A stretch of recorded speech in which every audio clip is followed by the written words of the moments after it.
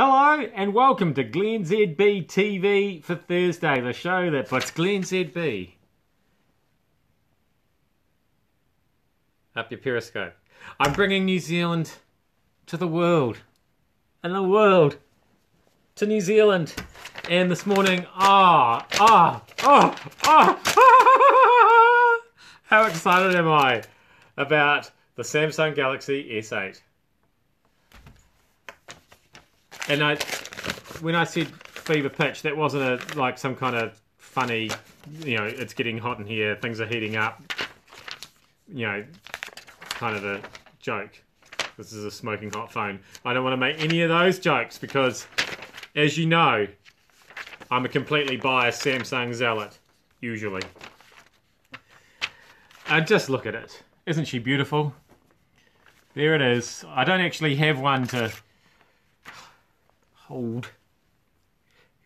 That looked a bit pervy. Stop that, glennzb. But I can show you these pictures, courtesy of a CNET tech review there. Look at that. Look at that. So obviously, it comes with flowers. Is that what's going on here? Is that, or there's a rule that says you're only allowed to take pictures of it on beds of flowers, or it smells like flowers. I don't know. It's pretty cool though. And sucked you in, rest of the smartphone industry, who various members of them told me that the rear fingerprint sensor, that they surveyed people and they said they like it better in the front, even though you can't hold a phone in one hand and make that work, whereas not that around the back, that works better. And so they, various ones decided to and then put it, and now Samsung have gone and put it at the back anyway. Interesting. Can't wait. Didn't really say. I talked about the new Samsung phone there for ages and didn't really say anything about it at all. That's how emotional I am about the whole thing. Europe's a bit emotional about being left by England.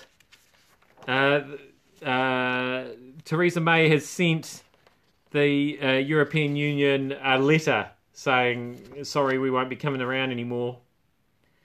And weirdly, so here it is here. Here's an extract of it with the handwritten, Dear President Tusk. Is that I didn't realise that you were supposed to do that. I know that when you sign it, you're supposed to actually sign it, and I didn't realise that you were supposed to handwrite and I would have thought that if you did do that, you would have used slightly neater writing.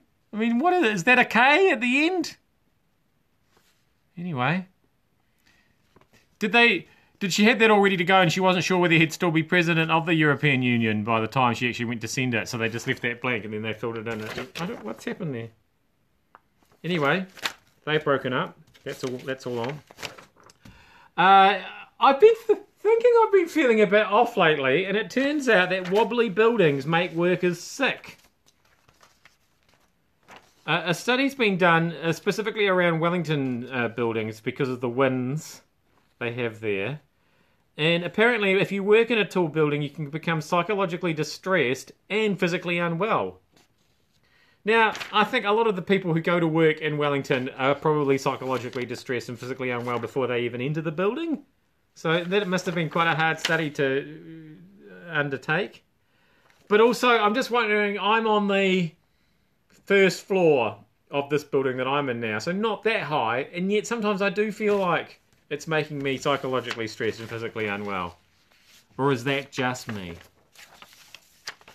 Finally, this is bad news for rabbits.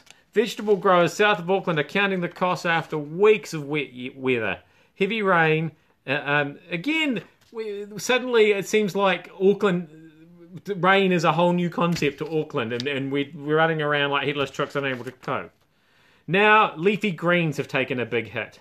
It's too early to say how much of this year's crop will be affected, but we're talking about things like lettuce, spinach and brassicas, which, to be honest, are all the things that are horrible anyway, and if you're looking for an excuse to not eat them, here it is. Take my advice. Here's what you do when there's a shortage of lettuce, spinach, and brassicas, and just heap up your plate with chips, and don't worry about that stupid rabbit food. That's not me being like a dinosaur man or anything. It's just me saying I don't particularly like salad. I am glennzb. Thanks so much for having me. There's a silver lining to all your food shortages, believe me. And if they ever run out of pizza and bourbon, then I'll be concerned. I am glennzb. Thank you so much for having me at your Periscope. I will see you back here again tomorrow. Hopefully through a Samsung Galaxy S8. If they ever get around to sending me one, please. This is actually me begging.